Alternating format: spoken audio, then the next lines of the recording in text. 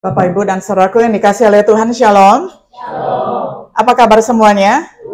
Luar biasa, puji Tuhan. Sungguh berbahagia saya boleh ada di tengah-tengah sukacita yang luar biasa. Terlebih pada hari ini, Pak Peter Otta ulang tahun beserta dengan kampusnya ya. Dia senatalis yang ke-20. Saya bersyukur kepada Tuhan Yesus yang memberikan kesempatan seperti ini.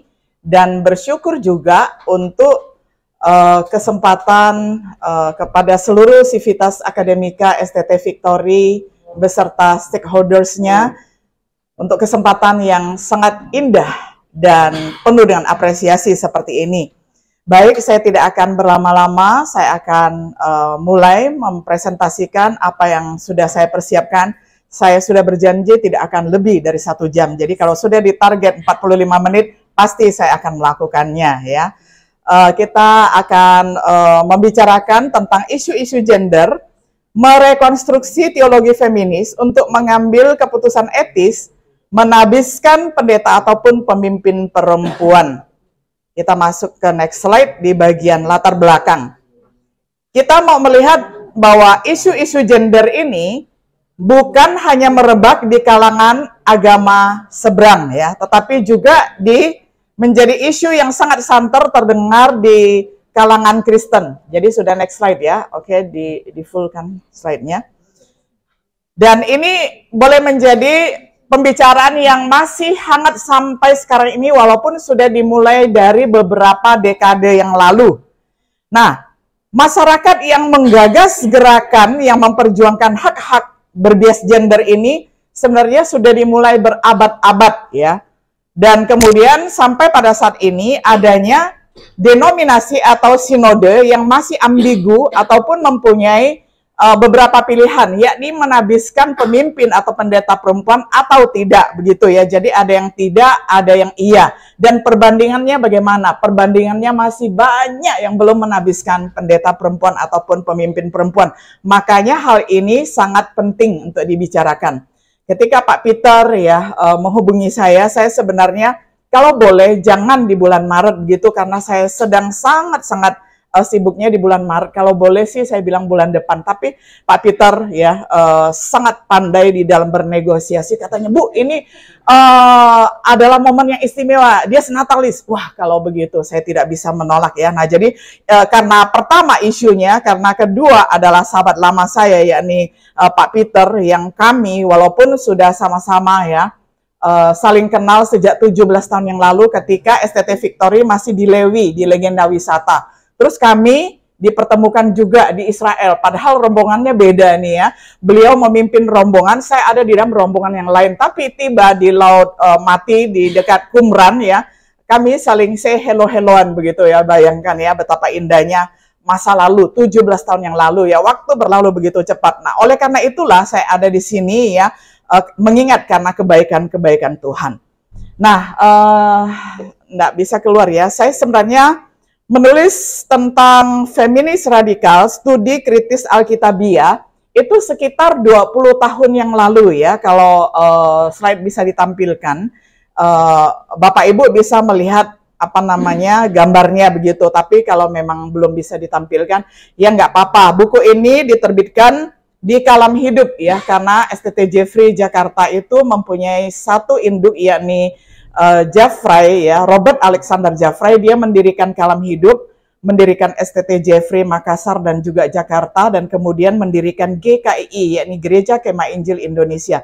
Nah, jadi beliau ini misionaris dari Kanada mendirikan pelayanan di dalam 3 pilar ya, yakni pendidikan STT, kemudian gereja GKII, kemudian publikasi yakni penerbit Kalam Hidup. Nah, buku yang saya tulis ini diterbitkan 20 tahun yang lalu. Saya waktu itu sudah mulai tertarik dengan yang namanya isu-isu gender begitu, karena saya pikir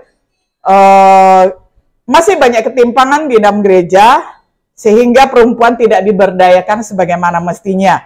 Tetapi saya berpikir saya nggak boleh berjuang sendiri. Saya selalu mengajak mahasiswa dan teman-teman dosen saya ya, yang laki-laki untuk juga berkiprah di dalam memperjuangkan hak-hak perempuan.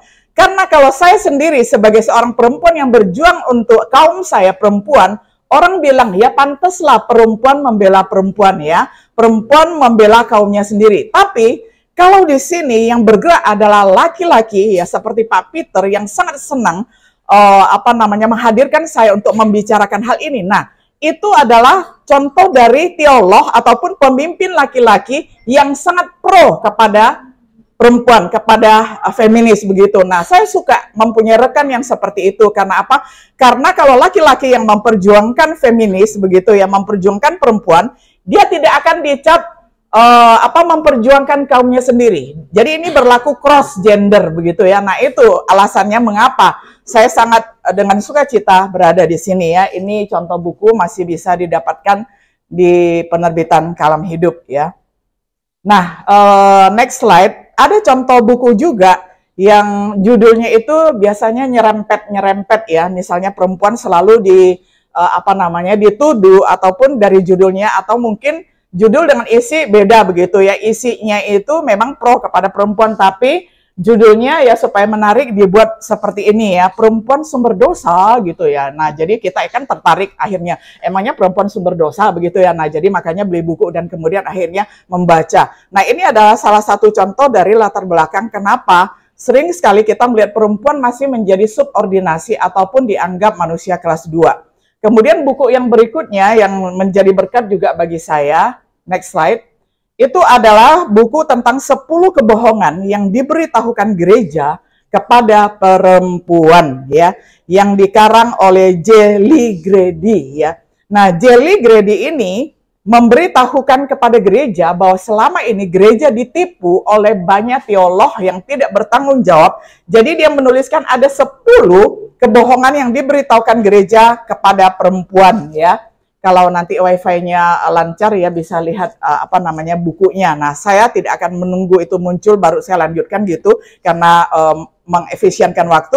Nah, jadi yang dibahas oleh buku itu adalah yang pertama, Allah menciptakan perempuan sebagai makhluk yang lebih rendah, ditakdirkan untuk melayani suami mereka. Nah, jadi itu kebohongan pertama.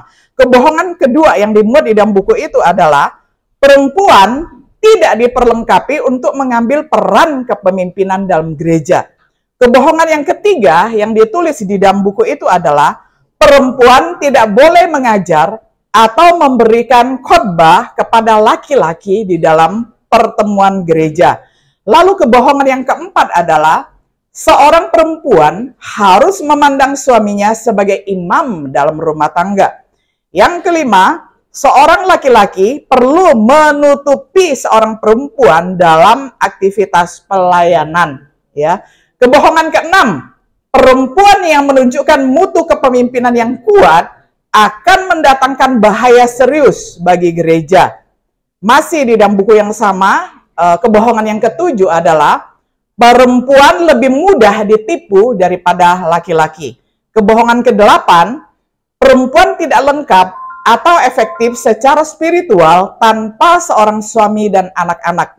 Kebohongan 9 yang ditulis di dalam buku itu adalah perempuan tidak seharusnya bekerja di luar rumah. Dan yang ke-10, perempuan harus dengan taat tunduk kepada suami mereka dalam segala keadaan. Nah, jadi penulis ini yang bernama J. Grady itu membongkar 10 kebohongan yang sering diceritakan kepada kaum perempuan di dalam gereja ya. Nah, bagian yang selanjutnya kita mau melihat pokok permasalahan ataupun rumusan permasalahan yang kita bicarakan pada saat ini. Yang pertama adalah perlu turut memperjuangkan gerakan feminis Injili secara meluas. Makanya saya sangat concern ya, walaupun memang keahlian mayor saya kalau di kampus itu adalah teologi sistematik dan teologi biblika, tetapi isu-isu gender ini juga menjadi concern saya karena masuk di dalam teologi kontemporer juga. Jadi saya setiap kali kalau diminta untuk membicarakan tentang gender ataupun isu tentang perempuan, saya selalu berusaha untuk mengiyakan begitu. Karena apa? Karena perlu kita masuk di dalam gerakan feminis Injili ya. Karena sekarang banyak sekali feminis yang tidak benar begitu ya. Nah, itu juga perlu kita tolak ya. Nah, yang kedua, perlu mereformasi perjuangan dan pergerakan feminis yang sudah keluar dari jalurnya. Seperti feminis radikal yang saya kritik di dalam buku saya yang pertama itu adalah di situ tertulis bahwa doa Bapa kami direvisi menjadi doa Ibu kami. Ya, jadi Bapa kami yang di surga diubah menjadi Ibu kami yang di surga. Nah, yang seperti itu adalah gerakan radikal feminis yang saya kritik. Kita nggak boleh mengubah yang namanya Alkitab. Memang Allah itu tidak bergender laki-laki dan tidak bergender perempuan, tetapi di dalam sejarah ketika dia mengambil jati diri menjadi seorang manusia, yakni oknum yang kedua, yakni Tuhan Yesus Kristus, dia mengambil jati diri sebagai laki-laki. Jadi kita tidak boleh sembarangan untuk mengubah apa kata Alkitab begitu ya. Saya kritik habis itu di situ ya. Lalu yang berikutnya, perlu memberi ruang kepada pemimpin perempuan untuk berkiprah sesuai dengan panggilan dan karunia yang mereka miliki. Jadi kita melihat di PL ada Deborah, kemudian ada begitu banyak pemimpin-pemimpin yang lain. Tuhan Allah pakai kok ya perempuan untuk menjadi pemimpin. Nah sekarang kenapa malah dibatasi begitu ya? Nah yang berikutnya kita masuk kepada tujuan dari kuliah umum ini ataupun seminar ini adalah agar kekristenan berkontribusi memberikan konsep yang alkitabiah, yang cukup memadai dan akurat untuk mendukung perjuangan ini ya. Agar kekristenan perlu merekonstruksi. Kalau mengkonstruksi gampang membangun sesuatu ya kan, makanya sekarang banyak ajaran yang miring-miring ya, karena siapapun teolog jalanan yang tidak pernah mengecam pendidikan di seminari, yang tidak pernah mengecap pendidikan di STT ya, banyak teolog jalanan yang membangun teologi yang miring-miring ya, inilah itulah ABC dan sebagainya lah begitu ya. Sedangkan kita seorang akademisi sejati mestinya kita harus kembali kepada Alkitab dan penggalian yang benar yang sesuai dengan kaidah. Jadi tidak boleh sembarangan mencopot-copot ayat lalu dipasangkan sesuai dengan keinginan hati. Nah, jadi kekristenan perlu merekonstruksi, artinya membangun kembali yang salah ya.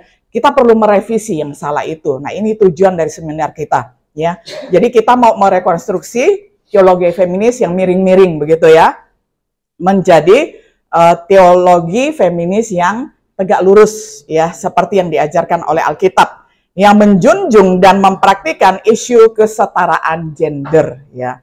Yang berikutnya, tujuan yang ketiga, agar kekristenan perlu memberdayakan perempuan di dalam pelayanan gerejawi maupun di luar gereja ya, termasuk di dalam masyarakat.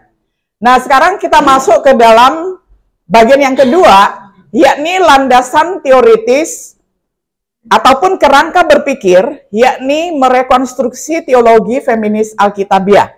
Kita mulai dari penciptaan dalam sejarah teologi ya. Ibrani 1 ayat 3, di dalam teologi penciptaan itu adalah kepercayaan tentang Allah sebagai pencipta alam semesta yang kompleks namun tertata rapi, termasuk juga sebagai penjaga kelangsungan dunia ciptaan sampai sekarang, menopang segala yang ada dengan firman-Nya yang penuh dengan kekuasaan. Yang kedua, wahyu dan penciptaan. Sekalipun Tuhan itu adalah pencipta, Alkitab tidak pernah mengidentikan sang pencipta dengan dunia ciptaan. Fakta bahwa Tuhan menyatakan diri dalam dunia ciptaan tidak berarti dia dapat dikenal begitu saja melalui alam tanpa bantuan wahyu. Nah, dengan firman dan perbuatan Allah menciptakan dunia dengan firman-Nya, dan pada saat yang sama dengan intervensinya langsung, roh Allah dikatakan di dalam Kejadian 1 ayat 2-3, roh Allah melayang-layang. Lalu Allah membentuk manusia dan membuat taman. Kejadian 1 ayat 2 mengemukakan keterlibatan Allah yang mendalam dalam penciptaan imanensinya. Kita tahu bahwa Allah yang kita kenal itu adalah Allah yang transenden, Allah yang begitu besar melampaui semesta dunia ini, dan juga Allah yang imanen, Allah yang Immanuel, Allah yang tinggal di dalam hati kita, dan juga Allah yang beserta dengan kita. Itulah Immanuel. Nah, sekarang kita mau melihat tentang kata ex nihilo. Allah menciptakan memakai kata bara hanya dipakai bagi penciptaan ilahi, dan tidak pernah digunakan dengan material sebagai pelengkap penderitanya. Jadi penciptaan ex nihilo menyatakan hal yang hakiki mengenai makhluk Allah itu, yakni bahwa ia berasal dari Allah dan bukan dari sumber lain ya. Saya setuju dengan pandangan Karbar ya, bahwa kata ini ya hanya Allah yang memakainya. Kalau kita misalnya menciptakan handphone misalnya, ya itu tidak bisa memakai kata bara. Karena apa? Ini adalah hasil inovasi. Ya, jadi bukan ciptaan begitu ya. Walaupun kadang-kadang kita mengaku saya menciptakan ini, menciptakan itu, tapi kita tidak bisa memakai kata bara karena itu harus ex nihilo, dari yang nol tidak ada menjadi ada. Sedangkan kita mengarang lagu, menciptakan teologi dan menciptakan ini dan itu, barang ini dan itu, kita mulai dari yang ada. Kita hanya inovator-inovator ya. Kita hanya memperbarui begitu ya. Nah, yang berikut, yang kelima, itu adalah pemeliharaan yang berkesinambungan. Jadi penyelesaian ciptaan, Allah adalah Allah yang teisme, bukan deisme. Allah teisme itu adalah Allah yang aktif, bukan Allah yang pasif, yang deisme. Jadi pemeliharaan yang berkesinambungan dalam ciptaan terkandung sarana untuk mengembangbiakkan dan menghasilkan hidup. Ya, yang berikutnya saya membawa kita untuk melihat satu bagian yang sangat bagus menurut saya. Nah, ini ya, ketika kita merekonstruksi teologi feminis ya, menjadi teologi feminis yang alkitabiah, kita mulai dengan memperhatikan ini ya. Pertama, nenek moyang kita Adam ya, dia diciptakan dari tanah ya, oleh Allah sendiri, tidak memakai benih laki-laki dan tidak memakai benih perempuan. Lalu istrinya Hawa itu memakai benih perempuan karena diambil dari tulang rusuknya Adam begitu ya. Dan dia juga tidak ada ibunya ya. Karena apa? Karena langsung jadi perempuan dewasa. Demikian juga Adam langsung jadi laki-laki dewasa. Nah, ini iseng-iseng saja. Saya sering berpikir begini. Nanti kalau saya di surga, saya pengen tanya deh sama Pak Adam dan Ibu Hawa, nenek moyang kita itu. Saya ingin tanya, Pak, Bu, waktu Bapak Ibu ya langsung jadi manusia dewasa, ada nggak sih pusernya gitu ya? Karena kan nggak dilahirkan dari mama, betul nggak ya? Nah, iseng banget saya pikir ya. Tapi saya pikir itu adalah teologi sekunder, bukan teologi primer ya. Itu nggak penting-penting amat. Ya mau ada puser, mau tidak ada puser, nggak masalah. Itu cuma keisengan saya aja ya. Karena membayangkan mereka nggak lahir dari mama papa gitu ya, langsung jadi manusia dewasa. Nah, lalu yang ketiga, Yesus Kristus sebagai laki-laki sejati, dia dilahirkan oleh benih perempuan ya. Dia dilahirkan oleh Maria. Kalau kita membaca Kejadian 3 ayat 15 itu protevangelium, itu adalah asal muasal nubuatan tentang Mesias yang dari keturunan perempuan, yakni dari keturunan Hawa sampai kepada Maria, jadilah Yesus laki-laki sejati sebagai manusia sejati. Dan kita semua, kita terlahir dari papa mama kita ya, kita terlahir dari mama, namun mengandung benih papa di situ ya. Nah, kalau kita mau membangun teologi feminis, kita harus perhatikan bagian ini, Allah tidak diskriminasi. Ini sangat seimbang sekali, coba perhatikan, ya kan, sangat seimbang sekali. Jadi berargumen dari sini kita bisa melihat bahwa Allah tidak memihak kepada laki-laki dan tidak memihak kepada perempuan. Dilihat dari bagaimana ketika dia kreasi, ketika dia menciptakan manusia laki-laki dan perempuan ini dengan keseimbangan yang sempurna seperti ini. Jadi teologi feminis Alkitabiah itu harus dibangun di atas dasar yang tidak memihak laki-laki ataupun perempuan ya. Yang next slide kita melihat ketika Allah di dalam sejarah keselamatan ataupun redemption history, next slide, Allah memanggil satu orang bernama Abraham, lalu dilanjutkan memanggil satu keluarga bernama Ishak, dilanjutkan dengan memanggil satu suku bangsa yakni Yakub, dan lalu memanggil satu bangsa yakni Israel. Jadi kesinambungan dari satu orang menjadi satu keluarga, menjadi satu suku, menjadi satu bangsa. Allah kerjanya itu sistematis dan rapi, ya, perfect, luar biasa. Next slide, gambar dan rupa Allah, ya. Kemiripan manusia dengan Allah terletak pada rasio kekekalan, konsepnya, perasaan moral, dan sebagainya. Eckhart, seorang teolog, dia mengatakan dan menggambarkan keunikan manusia sebagai gambar Allah terletak pada kesadaran diri dan kemampuannya untuk menemukan diri. Nah, sekarang kita mau perhatikan kesamaan antara laki-laki dan perempuan dan perbedaannya apa. Next slide ya. Kesamaannya adalah sama-sama menyandang gambar Allah. Dan yang kedua, kesamaannya laki-laki dan perempuan adalah terletak kepada harkatnya. Dan yang berikutnya terletak kepada martabatnya. Dan yang berikutnya persamaannya adalah nilai manusia laki-laki dan perempuan itu sama di mata Allah. Nah, perbedaannya di mana? Yang namanya laki-laki dan perempuan yang beda dong di gender, di jenis kelamin, beda di fungsi biologis, beda di dalam hierarki, di dalam rumah tangga. Nah, orang yang tidak belajar teologi baik-baik, mereka menukar tempatkan itu ya, sehingga perempuan itu dianggap bukan kepala keluarga, sehingga dicap sebagai mahasiswa, dicap sebagai manusia kelas 2 begitu ya. Nah, ini. Nah, kalau kita tidak paham baik-baik ya, karena yang biasanya tidak belajar teologi baik-baik akan berpikir, oh iya ya, memang laki-laki itu lebih dikasihi oleh Allah, sedangkan perempuan tidak, karena perempuan tidak boleh menjadi kepala rumah tangga.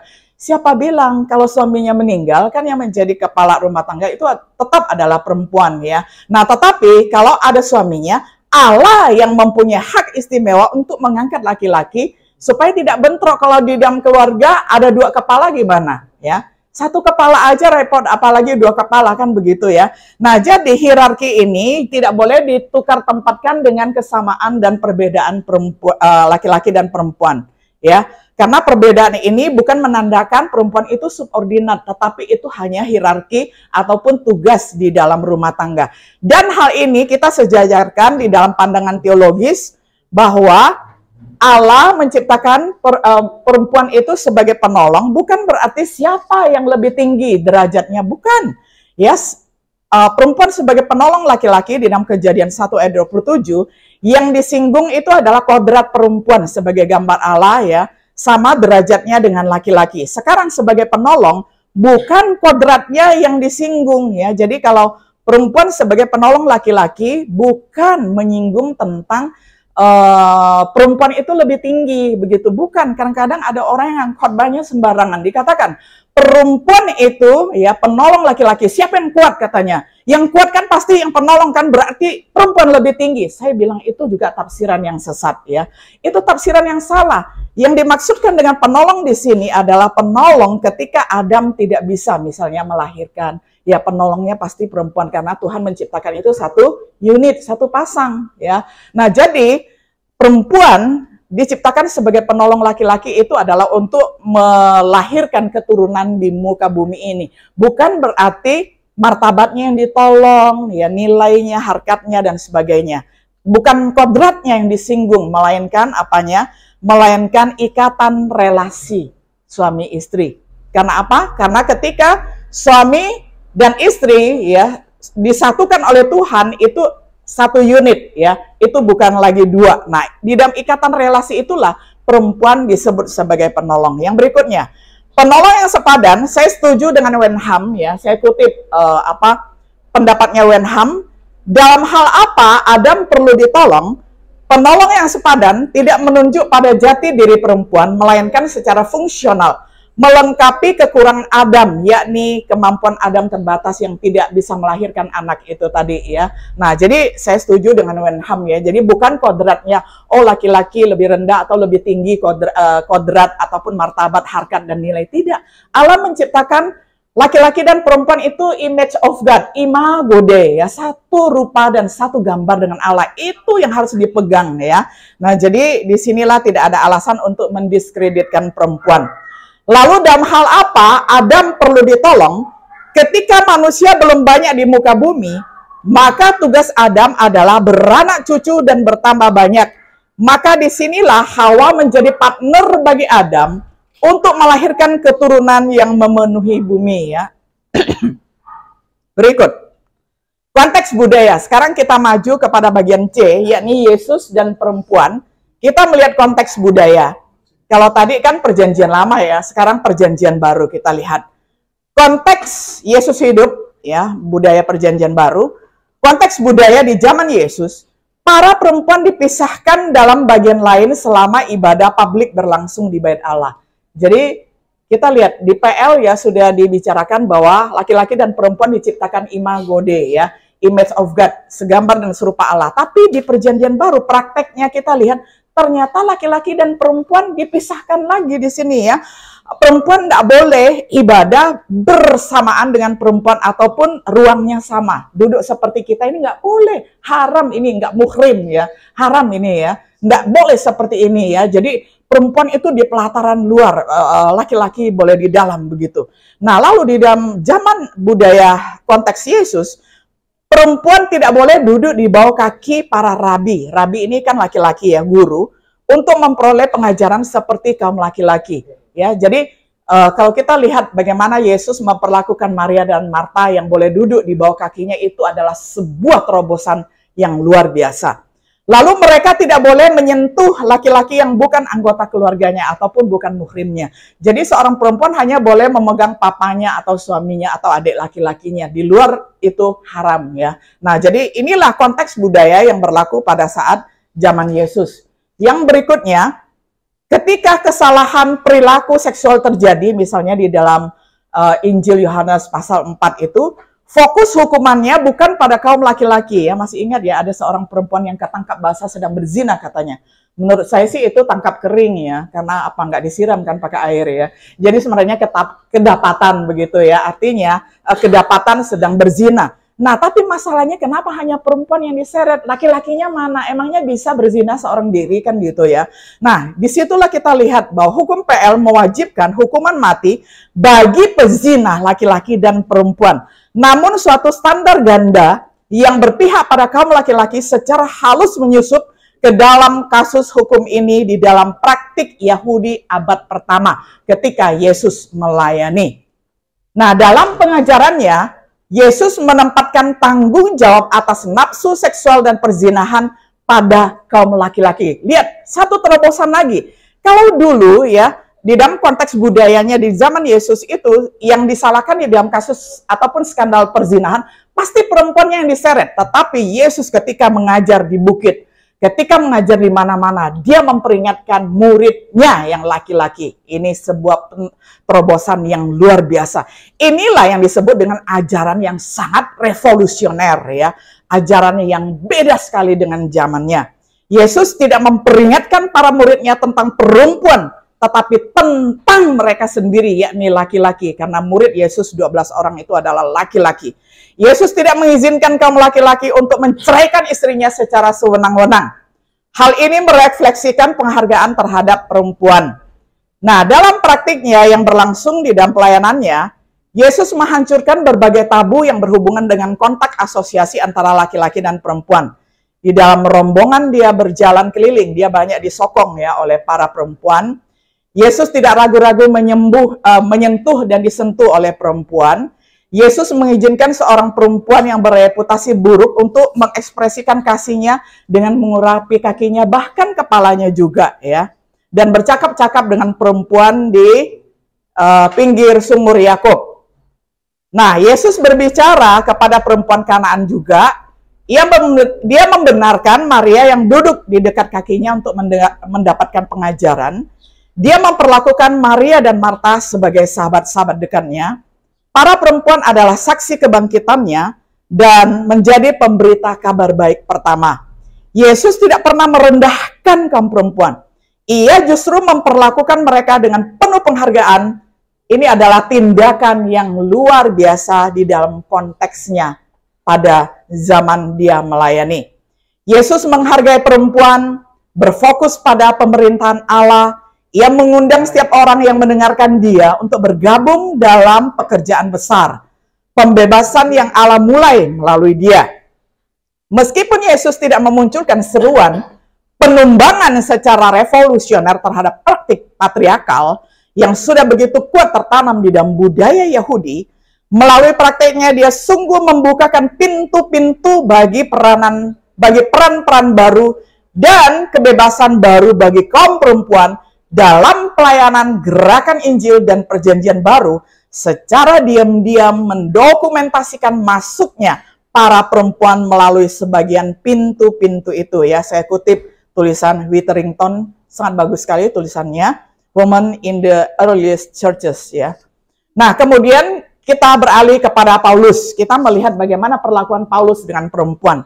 Dalam pelayanannya, Paulus juga bekerja sama dengan Aquila dan Priscilla yang adalah sepasang suami istri ya. Tentu saja Priscilla adalah perempuan, nah ya, mereka bekerja sama. Lalu Paulus memasukkan nama laki-laki bersama dengan nama perempuan di dalam daftar salamnya yang dia sebut sebagai telah berjuang dengan aku dalam pekabaran Injil. Jadi Paulus juga adalah seorang yang bekerja sama dengan laki-laki dan perempuan. Paulus membuat sebuah terobosan yang baru di dalam komunitas yang telah dikerjakan oleh Injil. Suatu kemanusiaan yang baru telah diciptakan dalam Kristus yang meruntuhkan tembok-tembok perpecahan dan permusuhan yang telah dibangun oleh manusia. Si kaya dan si miskin, Yahudi dan non-Yahudi, laki-laki dan perempuan, budak dan orang merdeka menjadi satu umat baru, yakni gereja. Itulah eklesia kita semua yang ada di sini. Paulus secara kuat menegaskan baik karunia rohani maupun buah roh, keduanya diberikan kepada orang-orang tanpa ada pembedaan gender. Jadi laki-laki dan perempuan diberi bekal oleh Allah untuk melayani, yakni talenta yang diubah menjadi karunia rohani untuk kemuliaan Allah. Lalu perempuan juga ya memiliki fungsi sebagai raja, imam, dan nabi. Ya, sebagaimana tertulis di dalam 1 Petrus 2 ayat 9. Yang berikutnya, perempuan juga adalah pengemban amanat agung ya. Nah, jadi ketika Tuhan Yesus mau naik ke surga, dia memberikan amanat agung ini apakah kepada laki-laki saja? Tidak. Dia memberikannya kepada laki-laki dan perempuan. Nah, tapi sampai saat ini kenapa ada yang tidak memperbolehkan mimbar dipakai oleh perempuan? Sedangkan Tuhan Yesus saja ketika dia mau terangkat ke surga, dia memberikan amanat agung kepada laki-laki dan perempuan. Artinya apa? Perempuan boleh memberitakan Injil, perempuan boleh mengajar. Ya, makanya lebih baik kadang-kadang kalau di sebuah gereja yang tidak menabiskan perempuan dan perempuan tidak boleh berdiri di depan mimbar seperti ini, ya nggak apa-apa ya, di luar saja gitu ya. Jadi gereja tanpa mimbar ya itu jauh lebih hebat begitu ya. Kadang-kadang ya ada-ada saja ya. Masih banyak gereja yang tidak menabiskan pendeta ya. Satu hari saya ditelepon oleh seorang ketua sinode, dia adalah mahasiswa program pasca sarjana ya di kampus kami. Dia bilang, "Bu, gawat Bu." Saya bilang, "Kenapa?" Dia bilang, "Kami sedang rapat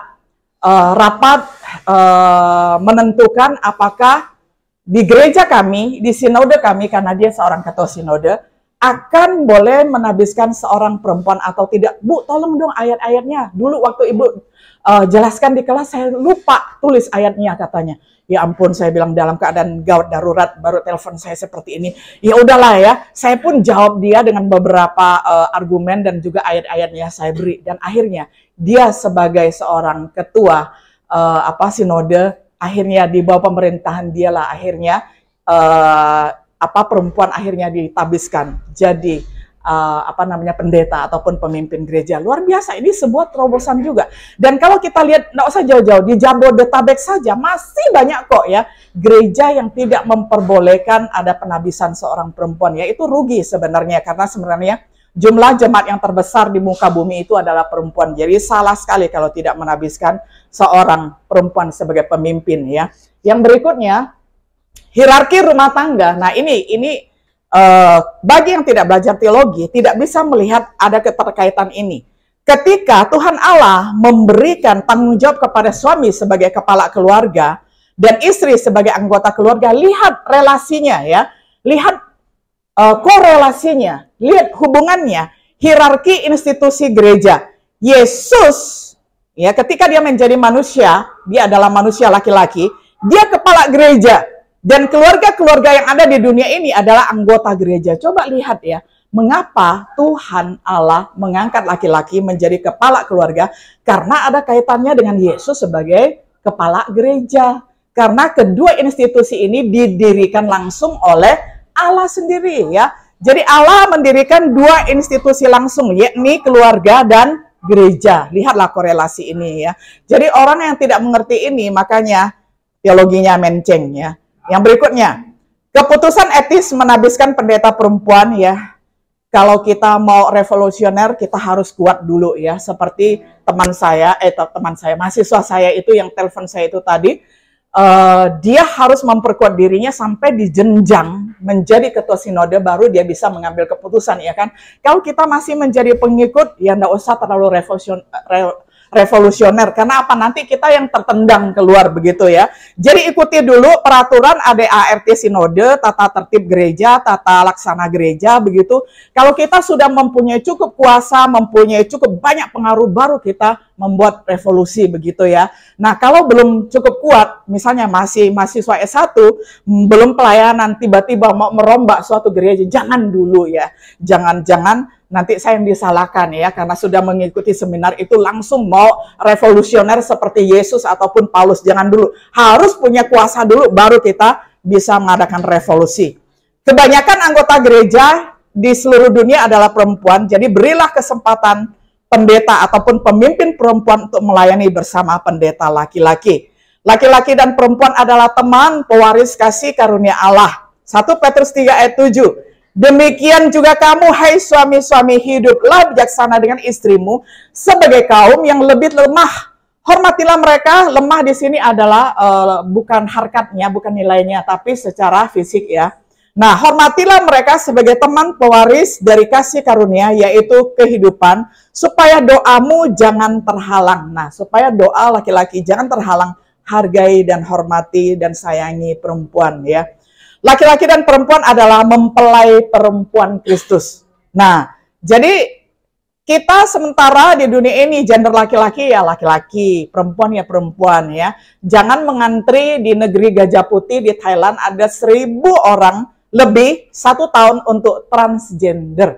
Makanya LGBTQ itu sangat marak di dunia ini karena apa? Transgender ada di mana-mana, terutama di negeri Gajah Putih. 1 tahun itu 1.000 lebih orang ngantri untuk ganti kelamin. Itu sangat kasihan sekali. Mereka tidak mengerti bahwa mereka itu terlahir sebagai laki-laki, ada tanggung jawabnya. Kalau terlahir sebagai perempuan juga ada tanggung jawabnya. Jadi kalau kita mengenal Allah, pasti kita mengenal diri kita sendiri. Nah, jadi kalau Tuhan Yesus sudah datang kembali yang kedua kali dan tubuh kita diubah, maka kita semua ini, dan saat ini juga statusnya sudah mempelai perempuan kan. Nah, kita adalah mempelai perempuannya Kristus. Karena aku telah mempertunangkan kamu kepada satu laki-laki untuk membawa kamu sebagai perawan suci kepada Kristus. Jadi gereja dapat mengambil keputusan etis menabiskan perempuan dengan memperhatikan peraturan gereja di sinode, tata tertib, tata laksana ya, dan selamat melayani sebagai pemimpin dan pendeta perempuan. Kiranya Tuhan Yesus memberkati kita semuanya. Ya. Saya serahkan kembali kepada penanggap pertama, Bapak Sumiharjo, silakan. Oh iya, ya. Karena saya akan menyematkan ini ya, supaya bisa masuk ke YouTube. Ada 2 mic itu. Ada. Ini ya. Iya, yang ini khusus masuk ke Buat rekaman. Iya. Ya. Baik, terima kasih Ibu Aya, pemaparan yang luar biasa, dan mungkin disimpan dulu ya pertanyaan-pertanyaannya, nanti akan ada sesi pertanyaan. Selanjutnya kita akan mengikuti lagi pemaparan materi atau penyampaian materi ya. Materi nggak ada. Akan 45 pas. disampaikan oleh Sumiharjo Pak Pahan.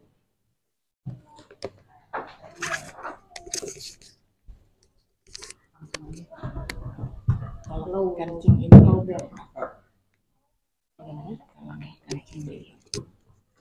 saya mohon izin. Oh, pakai itu. Oh, semakin Maaf canggih ya, ya Pak. sekarang ya. 1 2 3. Udah, masuk. 1 2 3. 1 2 3 beda ya. Sekali lagi kita tepuk tangan kepada Ibu pemapar, Ibu Aya. Biasanya Ayu, tapi ini Aya ya. Iya. Salam. Salam damai sejahtera bagi kita seluruhnya. Yang terhormat Bapak Ketua STT Victory Jakarta beserta seluruh sivitas, Yang saya hormati Ibu Dr. Aya selaku pemapar beserta rombongan tentunya. Yang saya hormati Ibu Moderator, Bu Devi, karena seminar kita, maka tokoh itu yang berperan. Kalau tidak disebutkan moderator nanti bahaya. Kalau pergi moderator meninggalkan kita tidak jalan, putus. Karena ada otoritas di tangannya. Yang saya hormati dan yang berbahagia, rekan-rekan mahasiswa S1 dan S2, STT Victory Jakarta. Pertama-tama kita mengucapkan puji dan syukur karena Tuhan Yang Maha Kuasa, karena kita diberikan kesempatan untuk saling asih, asah, dan asuh. Melalui seminar, boleh katakan seminar nasional ya, karena semuanya hadir ya. Dan lingkupnya juga saya lihat nasional, boleh dikatakan, apalagi webinar ya. Memperkenalkan diri lagi, ya, ini saya sudah ada, dan saya kira di seluruh Indonesia mahasiswa sudah tahu, karena sering mengajar dan sering khotbah, bukan sering ya, beberapa kali khotbah. Ibu Bapak yang dikasihi oleh Tuhan Yesus Kristus, boleh dikatakan penanggap itu harus lebih pintar dari pemapar. Mengapa demikian? Karena harus mencari, menggali. Jangan sampai tidak ada yang ditanggapi. Kan kira-kira begitu. Nah, pada saat ini tentunya saya harus mengatakan suatu peranggapan. Yang pertama, peranggapan ini ya. Bahan paparan yang saya terima terdahulu tidak berubah dengan yang dipaparkan. Kan begitu. Kalau berubah dengan yang dipaparkan, maka habislah tanggapan saya kan kira-kira. Tapi saya lihat, oke lah. Gitu. Yang kedua, pendeta atau pimpinan gereja harus lulusan sarjana teologi. Kita sepakati dulu ini. Kalau kita tidak sepakati ini, percuma saya menanggapi, ibu juga percuma memaparkan. Jadi dua hal ini, peranggapan yang harus kita setujui dulu.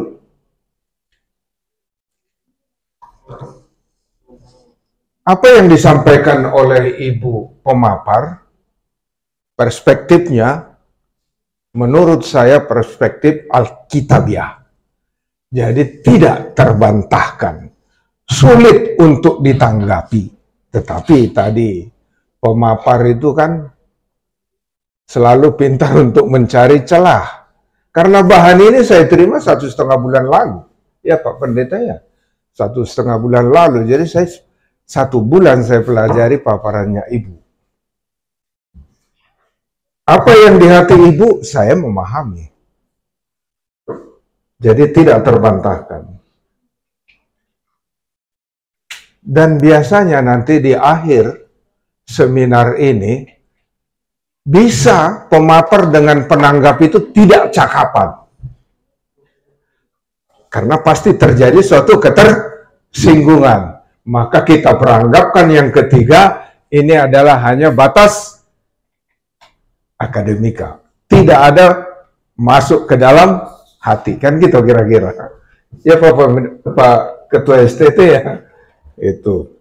Dan sebenarnya yang paling cocok menanggapi paparan Ibu Dr. Aya Susanti adalah perempuan. Bukan laki-laki. Tetapi yakinlah bahwa saya menanggapi ini netral.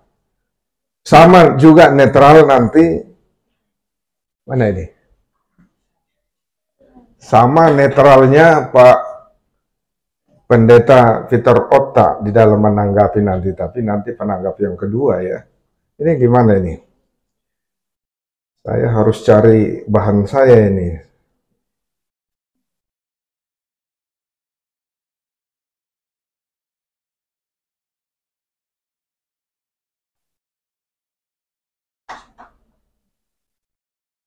Ibu Bapak yang saya hormati, saya mencoba mencari data dan fakta. Ya.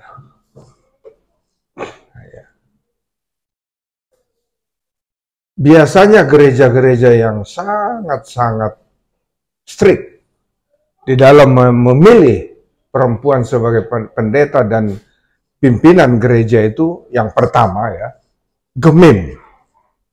Dan ini yang besar yang saya ambil contoh. Yang kedua itu adalah gereja Jawa. Yang ketiga gereja Batak. Gereja Batak. Ya. Baru GPIB, GKI, seperti itu. Saya hanya memaparkan sekaligus menanggapi dengan data dan fakta. Sebagaimana banyak gereja-gereja di seluruh dunia yang makin terbuka terhadap pentahbisan wanita menjadi pendeta ataupun pimpinan gereja. Demikian juga, ini tadi dunia ya, demikian juga di Indonesia itu semakin banyak memilih perempuan sebagai pendeta dan pimpinan gereja. Setidaknya di Indonesia itu ada lebih dari 600 pendeta wanita. 600. Kalau di tentara satu batalion, banyak gitu ya. Kapan itu mulai? Lanjut. Lanjut, bos. Contoh Gemim. Gemim adalah Minahasa ya. Minahasa. Dari 1000 pendeta, ini ya, fakta. Dari 1000 pendeta Gemim itu 300 pendeta dari wanita, termasuk pimpinan gereja. Ini tinggal klik aja itu, jangan dikaburkan yang itu. Hah? Enggak, ini jangan dikaburkan. Sinyal. Loh, nggak bawa wifi? Nggak. Artinya, kalau dari 300 dari 1000, berarti kurang lebih 30%. Cukup banyak. Cukup banyak. Kapan itu dimulai? Tahun 60-an. Sebelumnya memang tidak. Sebelumnya. Maka yang kita protes sekarang atau yang dulu? Kembali kita jadinya dulu. Kira-kira seperti itu. Kemudian, gereja. Nah, ini ya. Dari 1000, Gemim itu ya, 1000, itu malah tahun 50-an, agak diperkecil sedikit. Supaya kelihatan semuanya ini. Nah, dari 1000 pendeta yang ada di Gemim ini,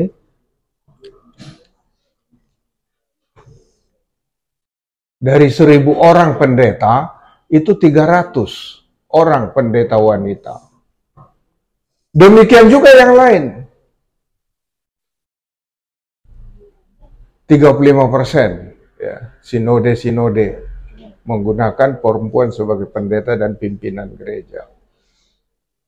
Dan Minahasa itu selalu mendahulukan wanita. Seperti yang dipaparkan oleh pemapar tadi. Tidak ada perbedaan. Lanjut. Kemudian Gereja Protestan Indonesia GPIB ya.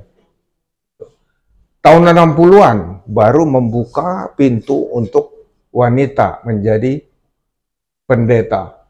Dan 30% jumlahnya. Kemudian GKI Jabar mulai pada tahun 65. 2 orang wanita. Saat ini sudah 26 pendeta wanita atau sekitar 20%. Saya tidak tahu wajar nggak kira-kira perbandingan antara 70, 30, 80, 20, 65, 35, saya tidak tahu. Karena tidak bisa saya membandingkan apakah sudah wajar, apakah perspektif tadi sudah memenuhi syarat atau melawan syarat. Menggunakan bahasa Mandarin, ya gereja-gereja itu pada tahun 89 memulai. Dan sudah ada 11 orang pendeta. Lanjut. Kebanyakan gereja Batak ini ada HKI, GKPI, dan lain sebagainya itu baru membuka diri tahun 80-an.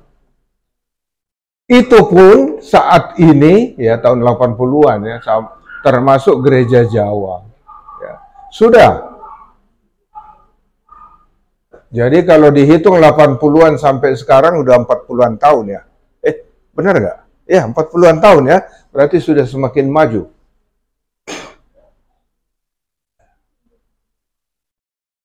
Lanjut.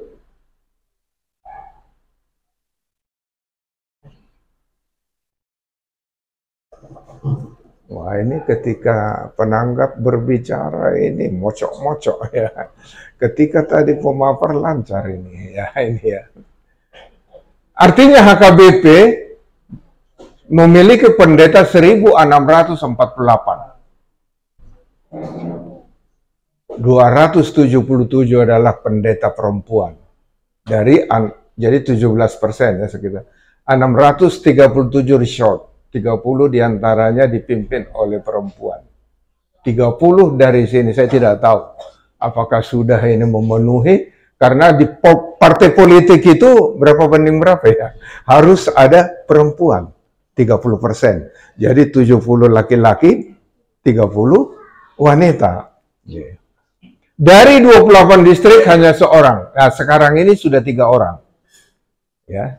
Dari 28 sudah sebagai pareses. Pareses ini setelah Eporus pareses, baru pendeta jemaat, kan kira-kira seperti itu. Jadi sudah ada 2 calon Eporus HKBP nanti, karena yang dipilih itu dari pareses itu. Ini dari pareses. Ini terakhir ini 2008, sudah lama sekali. Lanjut. Nah, saya memandang permasalahan perorangan itu yang pertama minat. Jangankan perempuan, ibu bapak, yang masuk sekolah teologi itu, kira-kira siapa? Yang kelas pertama kah? Kepandaiannya, keminatannya? Tidak. Kau cocok jadi pendeta aja karena tidak lulus-lulus masuk perguruan ITB dan lain sebagainya. Kok masuk pendeta saja? Aduh, katanya begitu. Laki-laki. Benar nggak Pak Pendeta? Nggak ada uangnya, katanya begitu. Hidup sengsara, katanya begitu. Minat. Apalagi perempuan, kira-kira. Kita bayangkan aja begitu. Saat ini ya, di era generasi 5.0 yang dikatakan oleh Pak Pendeta Peter Otta AI, ya, kan gitu kan? Apa itu AI itu Pak? Artificial Intelligence. Artinya adalah pengetahuan yang diciptakan. Jadi contohnya HP ini lebih pintar dari kita. Jadi kepintaran yang diciptakan. Gitu. Nih, minat. Sedikit minatnya perempuan yang mau masuk pendeta, bukan karena dia dijegal oleh pimpinan gereja, karena tadi itu sudah terbuka semuanya. Mulai tahun 60-an, tahun 80-an. Yang kedua karena fisik dan mental. Melintasi situasi kondisi yang ekstrim, bukan kayak di Jakarta. Kalau di kampung saya sana nggak ada itu, dari Porsea naik ke ke Pusubuhit sana nggak ada, mobil nggak ada, motor, sepeda motor, dan itu harus ditempuh 20 km. Kira-kira kuat nggak ini mentalnya dan fisiknya perempuan itu? Kondisi ekstrim itu panas, dingin, terik matahari, lembah, jurang, gunung, dan lain sebagainya. Itu juga membatasi yang pertama ini jadinya, fisik dan mental. Gak bisa disangkal lebih hebat fisiknya laki-laki. Ayo kita lari 1 jam. Kuat nggak perempuan dengan laki-laki? Fisik. Seorang pendeta atau apalagi melayani harus memiliki fisik yang hebat, mental. Bukan hanya dari rumah dinas ke gereja, tidak. Namanya kan melayani, kan begitu. Jadi tidak bayangan kita seperti di kota. Tapi situasi di Indonesia atau di dunia ini, bisa keluarga. Suami ikut istri, atau istri ikut suami. Kalau suami ikut istri, maka suami urus anak, memasak, dan lain sebagainya. Boleh saja disangkal, oh, kan ada pembantu. Iya, kalau mampu pendeta, pembantunya ada, ininya ada. Kan kira-kira begitu. Bisa keluarga. Yang keempat, kadang-kadang wanita itu hanya sedikit yang siap untuk jadi pemimpin. Yang dipimpin pendeta. Saya sering mengatakan berbahagialah seorang pendeta dan pimpinan gereja. Karena yang dipimpin jenderal, doktor, profesor, dan lain sebagainya. Benar kan? Di Jumatnya setiap gereja itu, di sana semua petinggi-petinggi negara di sana semuanya itu. Siap nggak wanita memimpin mereka? Kan kira-kira begitu. Siap, tapi masih belum terlalu siap. Sebagian besar, sebagian kecil sudah siap. Pendeta muda ya, Bibelfro sudah banyak. Bibelfro ini cenderung wanita semua. Diaken ini semua wanita. Si tua banyak sekarang. Si tua ini penatua. Banyak sekali. Tetapi kecenderungan itu ada. Ini yang saya katakan. Jemaatnya dari berbagai status sosial. Ada orang kaya, ada orang miskin, ada profesor, ada dokter, ada jenderal, dan lain sebagainya. Hebat. Nah, kalau tidak siap memimpin ini, kan susah menjadi pemimpin gereja ataupun pendeta. Nah, ini yang membuat lagi nih. Ini masuk misalnya STT Nomensen HKBP itu, waduh. Kalau macam Pak Peter Rota nggak masuk. Tinggi pun diukur, Pak. Menjadi seleksinya ini, Pak. Benar, Pak. Ponaan saya ada satu. Akhirnya masuk Bibelfro. Setelah Bibelfro, saya telepon Evorus. Saya tidak terima bahwa udah lulus ya. Saya tidak terima persyaratan untuk masuk SST Nomensen minimal 160. Dari mana ceritanya itu? Sangat selektif. Psikologinya, psikotesnya, fisiknya, mental, ideologinya bagaimana, mental kesehatan mentalnya bagaimana. Masuk memang. Kalau seleksinya gampang-gampang aja, maka produksi output dari STT pun begitu-begitu aja. Maka tidak siap nanti jadi pemimpin. Gitu. Lanjut, saya kira ini masih ada 6. Ya, ini tadi saya katakan peranggapan harus teolog loh. Jangan karismatik, pintar ngomong, jadi pendeta, dia jadi pimpinan gereja. Dan bahkan jadi ketua sinode, hanya dia punya sendiri, kan kira-kira begitu.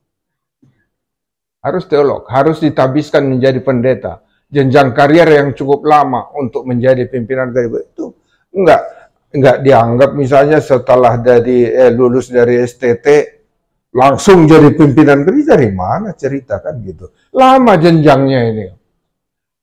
Gitu. Nah, ini yang membuat barangkali jadi membosankan. Harus sehat jasmani, jiwa, dan rohani. Siap ditempatkan di mana saja. Ini yang berat ini. Jadi, suaminya jadi bapak rumah tangga kah? Ini berat. Sekali lagi, pemaparan yang disampaikan oleh Pendeta Dr. Ayah Susanti, saya apresiasi dengan semangat menyampaikan karena tinjauan beliau tinjauan Alkitabiah Saya tidak bisa menanggapi itu, karena kalau saya tanggapi, apalagi saya tafsir, nanti menjadi salah. Demikian, semoga tidak menjadi tadi yang saya katakan, jadi tidak salaman kita nanti akibat ini, kan kira-kira begitu. Biasanya begitu loh. Bukan tanya jawab masalah ini, penanggap. Sama posisinya penanggap dengan pemapar.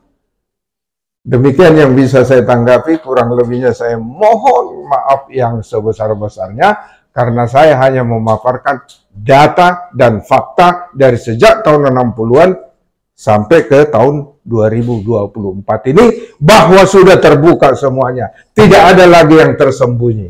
Hanya tadi ada persyaratan-persyaratan tadi yang membelenggu diri sendiri dari perempuan itu untuk menjadi pendeta. Terima kasih, salam, Tuhan memberkati. Salaman dulu sebelum saya nanti. Sambil permisi, saya pindahkan ya Bapak. Ya, makasih. Oh. Terima kasih kepada Bapak Mayor Jenderal Sumiharjo Pakpahan, dan boleh kita beri tepuk tangan sekali. Kita juga akan langsung mengikuti pemaparan materi selama 15 menit ya Pak Peter? 20. Saya ingat ya, oh 20, ada tawar-menawar ya. 20 menit teng ya Pak. Saya delivernya dari sana lupa langsung. Oke, 15 sampai 20 menit, boleh lah Pak, ngaret 5 menit ya. Untuk ulang tahun, ya itu hadiah ulang tahun 5 menit. Baik, langsung saja kita sambut Pak Peter selanjutnya untuk menyampaikan materi untuk kita siang ini. Kita berikan tepuk tangan. Ya, salam. Tadi sudah kita dengar satu dari teologi sistematika biblika, dari praktika, sekarang biblika asli. Saya biblika asli. Ya, yang belajar bahasa Ibrani siapa baca ya? Yang pertama,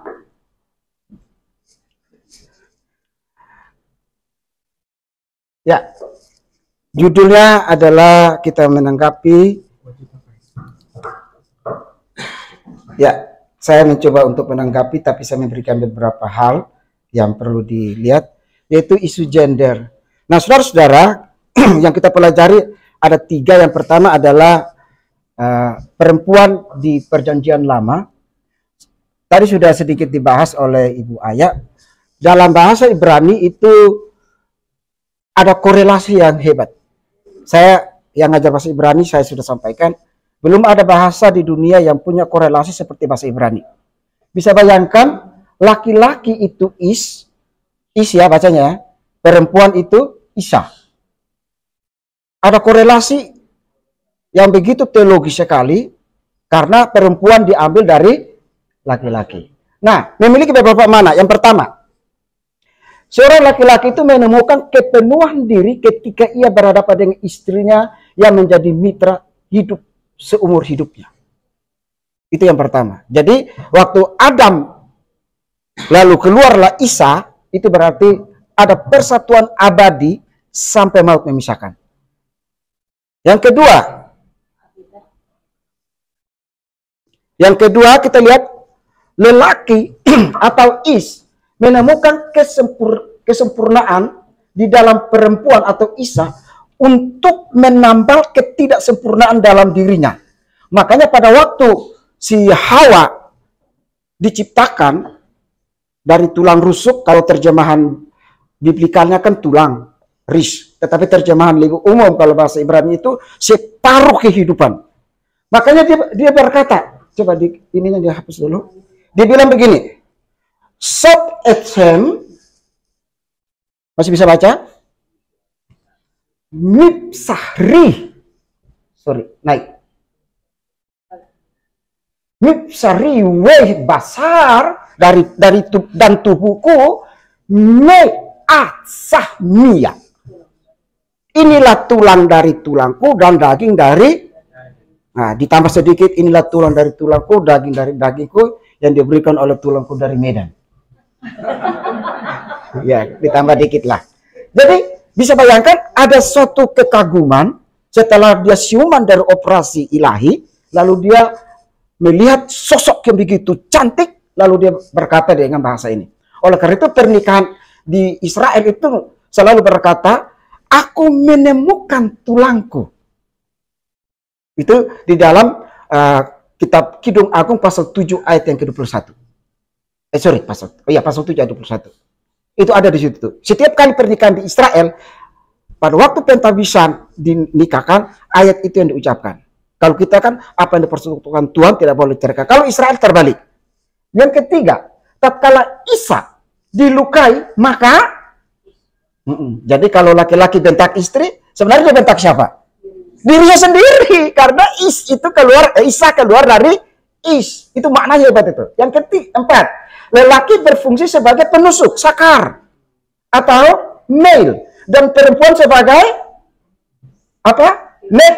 Nekfa. Ya, teologi PL kita udah belajarin ya di tafsir ya. Ini tidak bisa ditukar yang dibilang sama Bu Ayah tadi.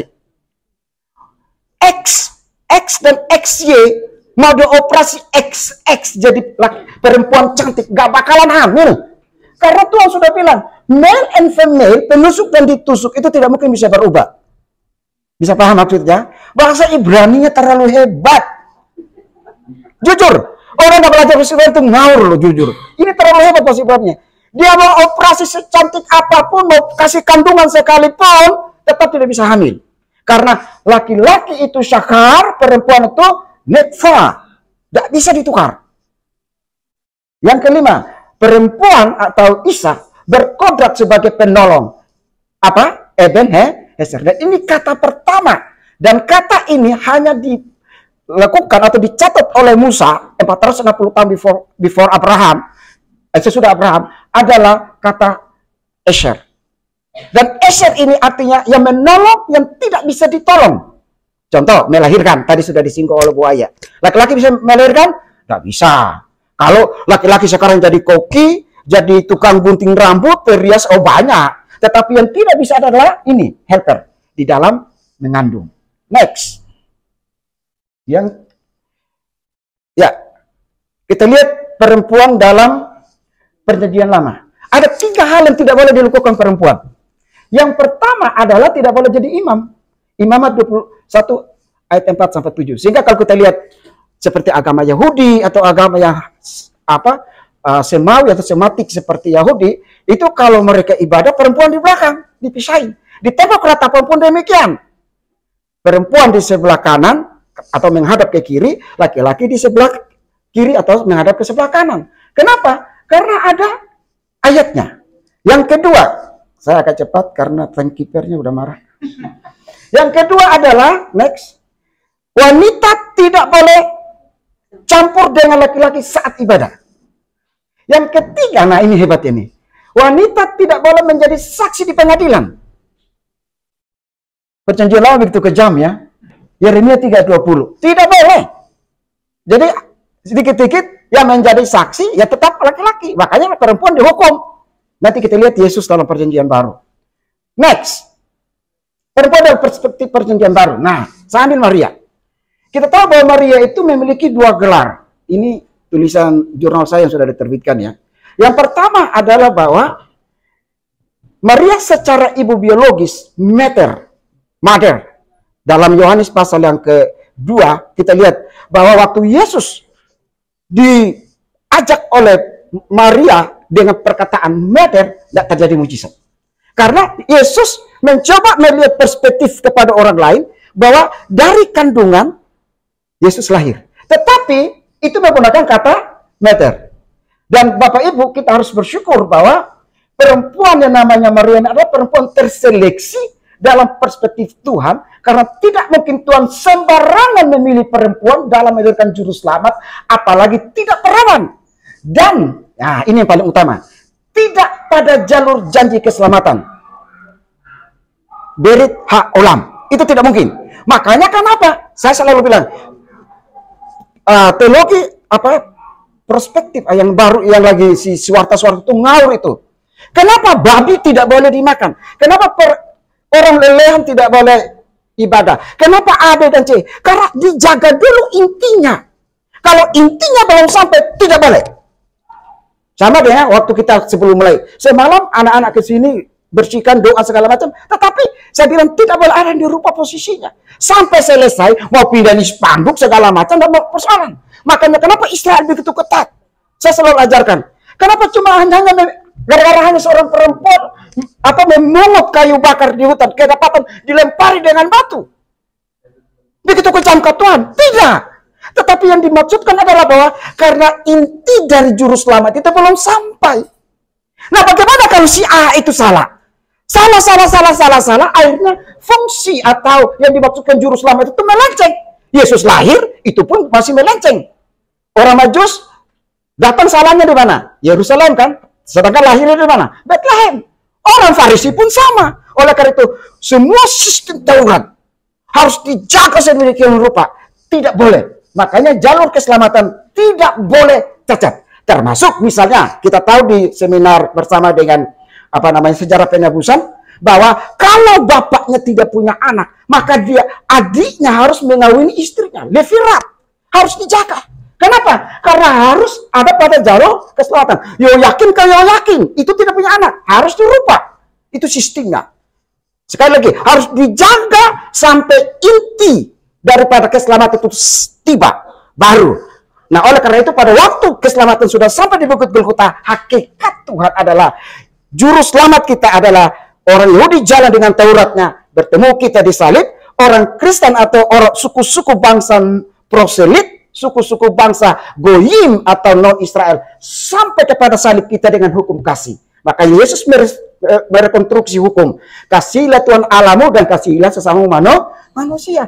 Yahudi pakai Taurat, kita pakai hukum kasih. Seharusnya ketemu di salib. Tapi kita harus sampai di salib, Yahudi bilang, no, kami tidak sampai. Tidak mau. Tetapi itulah mereka. Makanya Yahudi tidak akan dihakimi dengan sistem kasih karunia. Tapi Yahudi akan dihakimi dengan sistem Taurat di pengadilan Aras Putih. Kekristenan gereja diadili di Bema, tidak di Aras Putih. Karena kita pegang dua sistem pengadilan. Yang berikut, gelar Maria, balik. Gelar Maria yang kedua, itu Maria menyandang gelar sebagai ibu secara ilahi, gunai. Dan kita tahu di dalam peristiwa mujizat, waktu Yesus berkata, Maria ibu, yang kedua tidak menggunakan kata mother, tapi menggunakan kata woman. Alkitab berkata, mujizat air terjadi.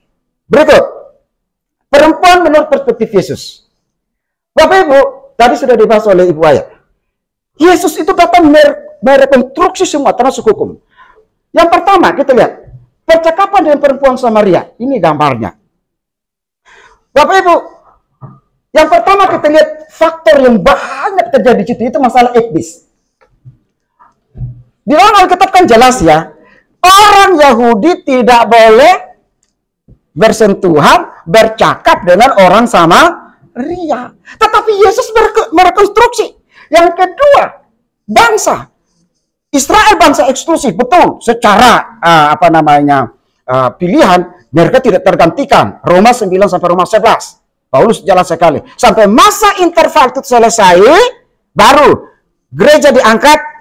Paros ya Tuhan, dan pengangkatan gereja kembali Tuhan berbicara atau berhadapan dengan Israel. Tetapi Yesus ingin lebih ini, semua bangsa itu dicintai Tuhan. Makanya dalam perempuan Sirofenasia kita tahu dia sadar itu, lalu dibilang boleh seperti anjing yang makan dari remah-remah yang jatuh di bawah meja. Karena dia tahu dia bukan bangsa pilihan. Status privilege sebagai umat pilihan itu harus kita akui.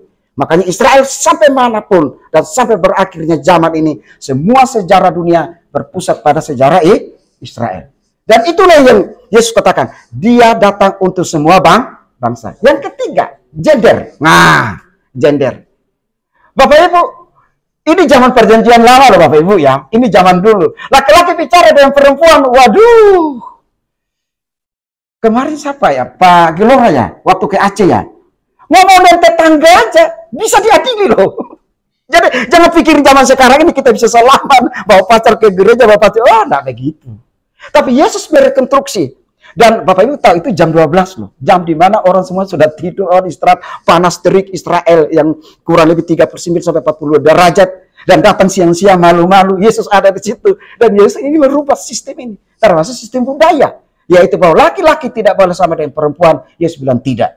Yesus merekonstruksi budaya perempuan. Nah, jadi Yesus tidak mendiskriminasi gender apapun. Dan Yesus menguduskan budaya yang telah berdosa, bahwa laki-laki tidak lebih tinggi derajat dari perempuan. Kini semuanya telah sama derajat dari Tuhan, yakni orang berdosa yang diampuni. Next.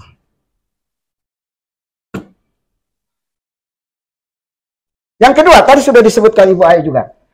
Bapak Ibu, orang-orang yang mengikuti Yesus dan yang menjadi sponsor utama Yesus, menurut Lukas pasal 8 ayat yang ketiga, mulai ayat yang kedua, ayat 1, 2, dan 3, yang mensponsori pelayanan Yesus itu bukan laki-laki. Sekalipun pada waktu kematian, Yesus itu dikasih kubur yang paling terbaik oleh Yusuf Arimatea.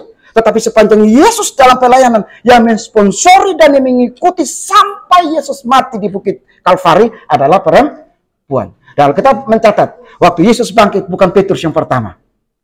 Bukan juga siapapun yang pertama. Tapi yang waktu Yesus bangkit yang pertama datang siapa? Perempuan. Yohanes 20 ayat 18 sampai dengan. Nah, terus kelebihan perempuan. Wah, ini perempuan. Bapak Ibu perhatikan, kelebihan perempuan. Nah, dunia dua wanita yang sangat berperan dalam kesuksesan seorang pria. Ya, ini siapa? Ibu yang mengandung dan istri yang bersama-sama sampai umur hidup. Inilah yang dibentuk oleh Tuhan seperti di Taman Eden. Dan itu yang harus dilestarikan. Makanya kenapa kekristenan masih memegang doktrin monogami. Apa yang dipersatukan Tuhan tidak boleh diceraikan. Karena kesuksesan itu akan ditopang oleh dua. Ibu yang mengandung dan istri yang mendoakan. Kesuksesan seorang suami karena seorang istri yang mendoakan dan mendukung meskipun banyak ngomongnya. Sepatu melayang dari depan. Peran perempuan sangat indah dan tidak dapat dilakukan seorang laki-laki. Karena perempuanlah yang merawat, mendoakan suami, melahirkan dan serta merawat anak. Ya kan? Nah, yang membuat perbedaan itu kan sebenarnya laki-laki kan? Laki-laki lebih over, perempuan lebih in. Ternyata semua sama kan? Lalu perempuan adalah pewaris kerajaan surga. Ada slogan apa? Surga di bawah telapak kaki Bapak. Oh, salah ya. Surga di bawah telapak kaki Ibu. Nggak ada surga di bawah telapak kaki Bapak. Nggak ada itu. Ya kan? Jantung rumah tangga adalah, baca sama-sama. Jika 1, 2, 3, jika istri tidak bahagia, maka seisi rumah tangga akan tampak seperti untuk itu. Amin. Kita baca sama-sama laki. Yang perempuan diam, laki-laki saja yang membaca. Yang perempuan diam. Pak Susilo mari, Pak Fredrik mari, Pak Gembala, kita baca. 1, 2, 3. Jantung rumah tangga adalah istri.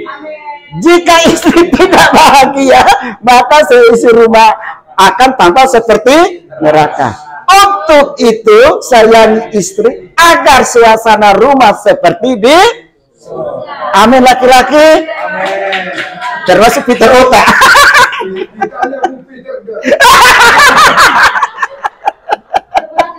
Oke. Maka saya bilang hati-hati, sepatu melahirkan depan. Oke, next. Ya, ini yang tidak bisa dibuat laki-laki, Bapak Ibu. Coba kita lihat, baca sama-sama. Yang pertama, bisa jadi pembantu. Nggak ada pembantu, siapa yang sapu ngepel nyetrika? Ibu. Yang kedua, bisa jadi koki, tukang masak. Laki mau pergi kerja, yang masak siapa? Bapak. Nggak mungkin. Tapi saya biasa berangkat siap sendiri. Dan itu bukti. Awas.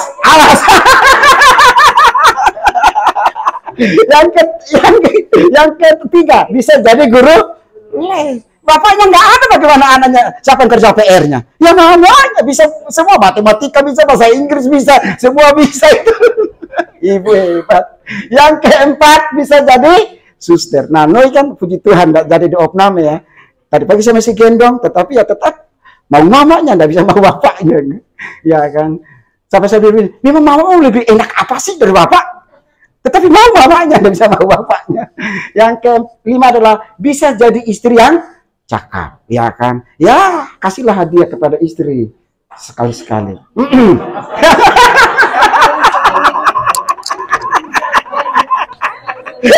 Awas, kursi sudah diangkat.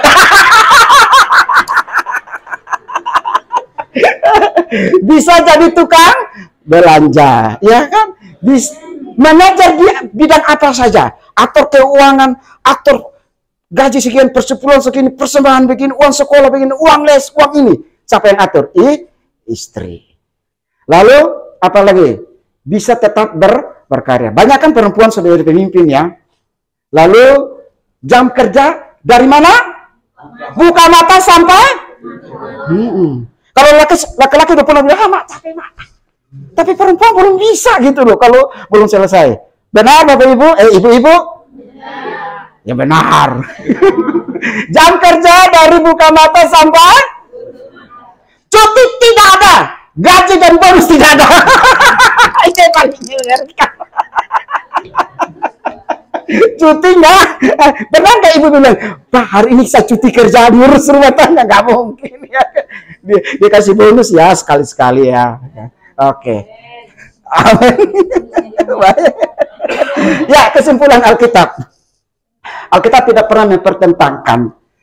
Dan Bapak Ibu, menurut data statistik bahwa di Swedia itu jumlah pendeta perempuan itu 1533. Dan jumlah pendeta laki-laki itu 1527. Saya baru screenshot tadi. Berarti jumlah perempuan, pendeta perempuan di Swedia itu lebih banyak perempuan. Itu data terbaru.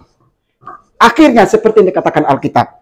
Sekalipun banyak yang meremehkan. Tetapi kita harus lihat bahwa menurut Yesus melalui atau menurut firman Tuhan melalui Paulus dibilang apa? Kita baca sama-sama 1, 2, 3. Dalam hal ini tidak ada lagi orang Yunani, orang Yahudi, orang bersunat atau orang tak bersunat, orang barbar atau orang skit, budak atau yang merdeka, tetapi Kristus adalah semua dan di dalam segala sesuatu. Selamat Disnatalis untuk kita semua. Masal berkah. Tuhan berkati.